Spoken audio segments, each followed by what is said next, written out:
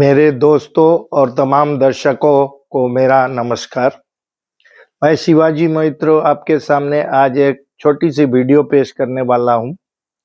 जिस वीडियो को देखकर आप ना सिर्फ मुस्कुराएँगे, हँसते रह जाएँगे।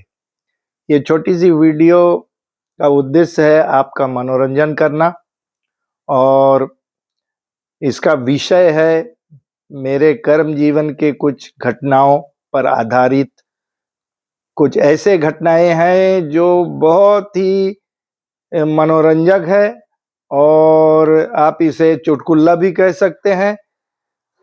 तो मैं आपके सामने 2-4 ऐसे घटनाओं को पेश करूँगा अलग-अलग वीडियो में। तो पहली वीडियो में मैं प्रयास करूँगा एक बहुत ही शानदार एक जो घटना मेरे साथ हुआ उसके बारे में मैं आपको बताऊँगा।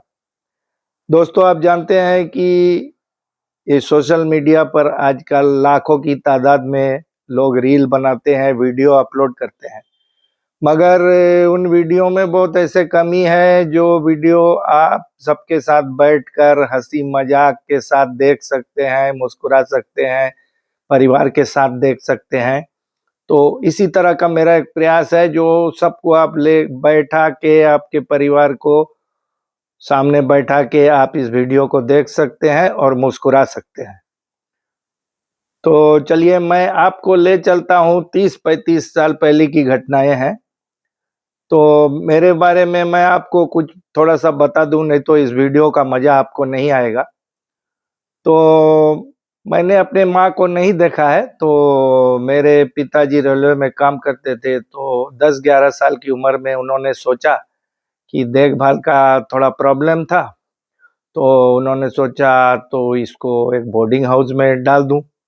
तो उन्होंने बिहार के एक दूर-दराज इलाके में एक मिशनरियों का बोर्डिंग हाउस था, उसमें उन्होंने मुझे डाल दिया। तो मेरा वो पढ़ाई-लिखाई वहीं से कंटिन्यू होते-होते इस बोर्डिंग में पढ़ते-पढ़ते मैं कॉलेज तक निकल गया और कॉलेज पास करने के बाद मेरे पिताजी बोले कि देखो भाई अब तो कुछ करना पड़ेगा। तो मैंने सोचा हाँ, ज़रूर कुछ तो करना पड़ेगा।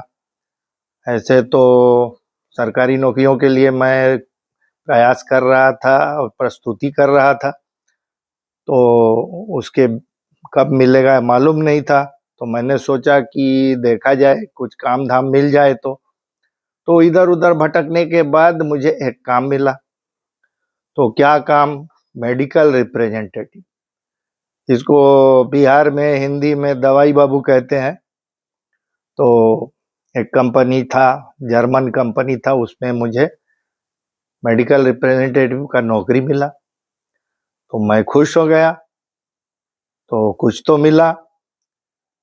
तो मेरा नसीब ही ऐसा था कि पहला-पहला पोस्टिंग मेरे को बिहार का एक पिछड़ा हुआ इलाका तभी था 30-35 साल पहले, कटिहार वहाँ पर मिला। तो डरा हुआ तो मैं गया, कितना उम्र था 20-21 साल का उम्र था। तो मैं गया, वहाँ जाने के बाद जॉइनिंग मैंने किया। फिर वो दवाई बाबू लोग मेडिकल रिप्रेजेंटेटिव का बक्सा आप जानते हैं, बक्सा लेके वो घूमते हैं, डॉक्टर के पास जाते हैं, दवाई के बारे में बताते हैं। तो ये काम में मैं निकल पड़ा। अब डॉक्टर खोजते-खोजते मैं जहाँ भी जाता डॉक्टर तो बहुत है, मरीज भी बहुत है। हर डॉक्टर के चेंबर पर बड़ा-सा लाइन लगा हुआ है मरीजों का। कोई मोटरसाइकिल में आया, कोई ट्रैकर में आया, कोई बैलगाड़ी में भी आया।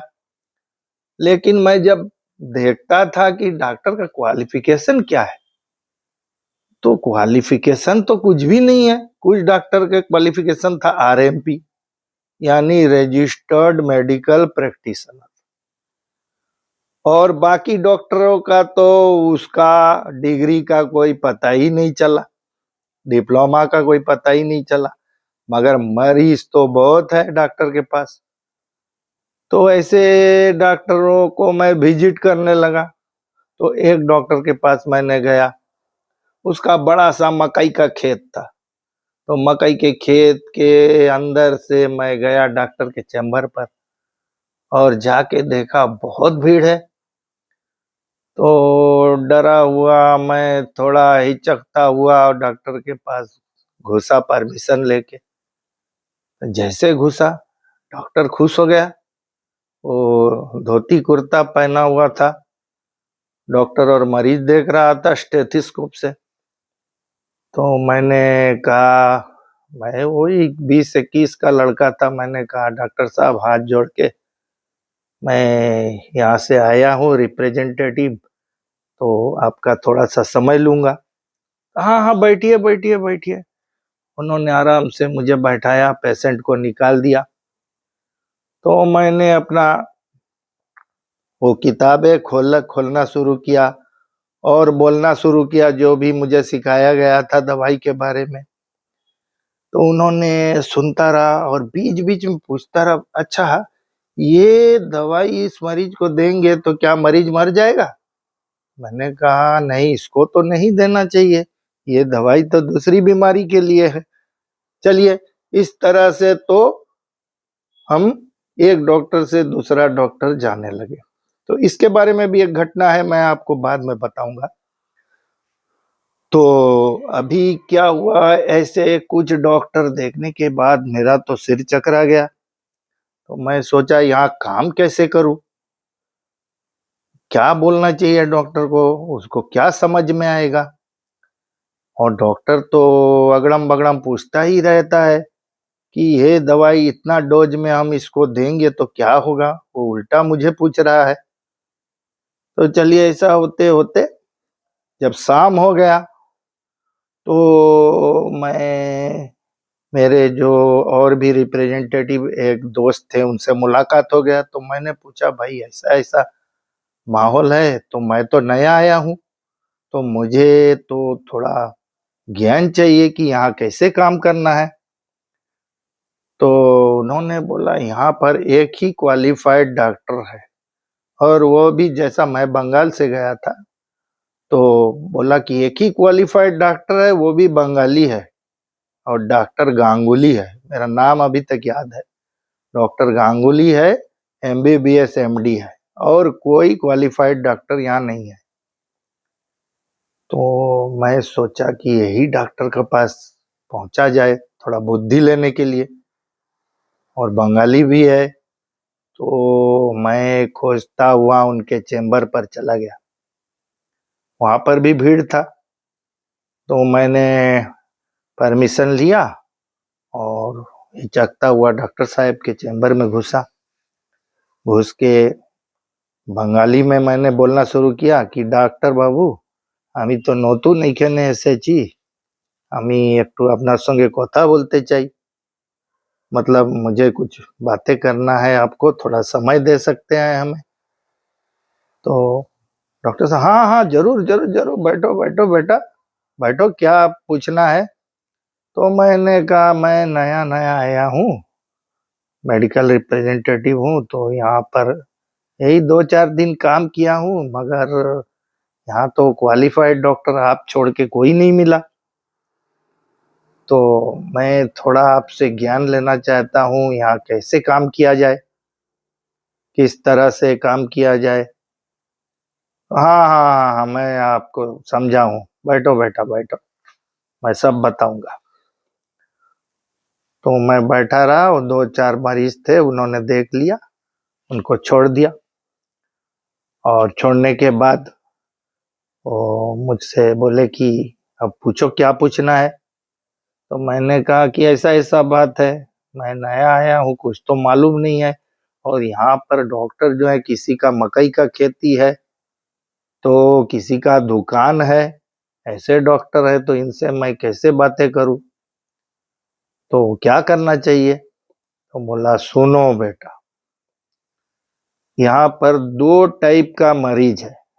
मैं बिहार का बात बता रहा हूँ, 25 30 35 साल पहले का, कटिहार में, कटिहार परवेशगंज किशनगंज इस इलाके का। तो बोले, देखो बेटा, यहाँ 2 टाइप का पेशेंट आता है। तो मैंने बोला कि कैसे पेशेंट? बोले देखो, पहला जो ग्रुप का पेशेंट है, पहला टाइप का पेशेंट है, वो आएगा और डॉक्टर जो भी पूछेगा वो कुछ बताएगा नहीं। तो मैं बोला ऐसा कैसा? बोला हाँ, मैं पूछूंगा सिर दर्द है, वो बताएगा नहीं। मैं पूछूंगा कि पेट दर्द है, बताएगा नहीं। उल्टी आता है, बताएगा नहीं। तो मैं बोला ऐसा क्यों पागल पेशेंट?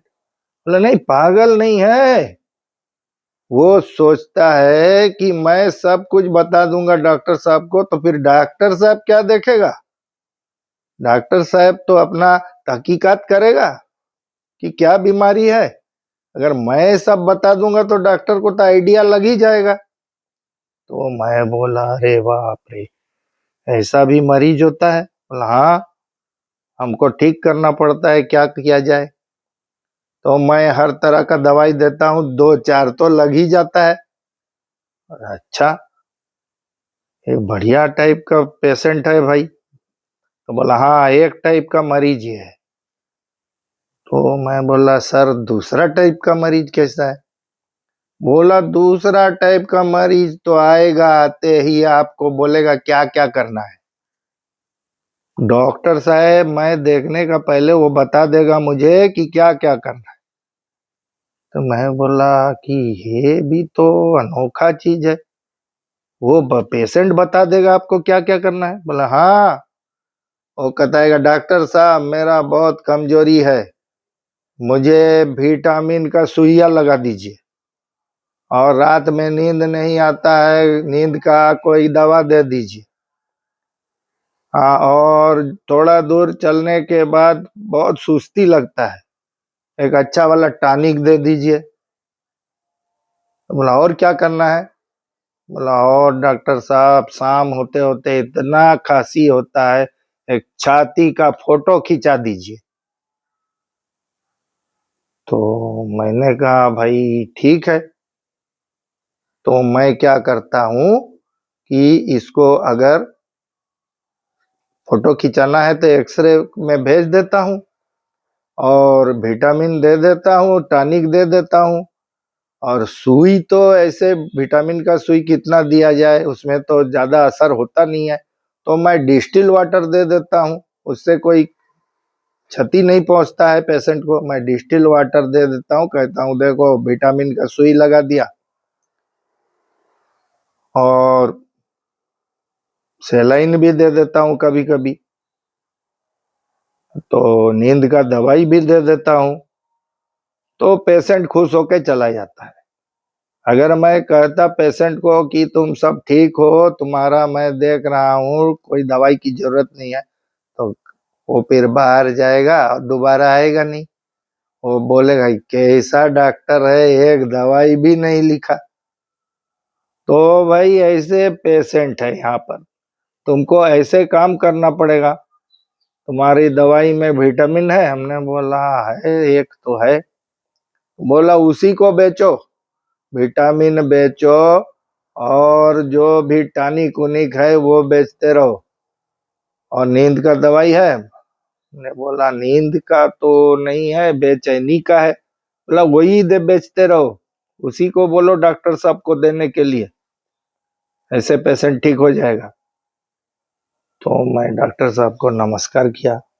डॉक्टर साहब बुद्धि देने के लिए मैं आपका बहुत आभारी हूँ, अब मैं आता हूँ, आपका समय बर्बाद किया। बोले अरे नहीं बेटा नहीं, ठीक है। तो मैं बाहर आ गया, मेरा तो दिमाग चकराने लगा। तो अब समझ लीजिए कि ये कोई चुटकुला नहीं है, ये हकीकत है। मेरे कर्म जीवन से मैंने आपको छोटा सा एक कहानी बताया, और इसके बाद भी मैं आपको और मजेदार कहानी बताऊंगा। तब तक के लिए आज्ञा दीजिए, नमस्कार।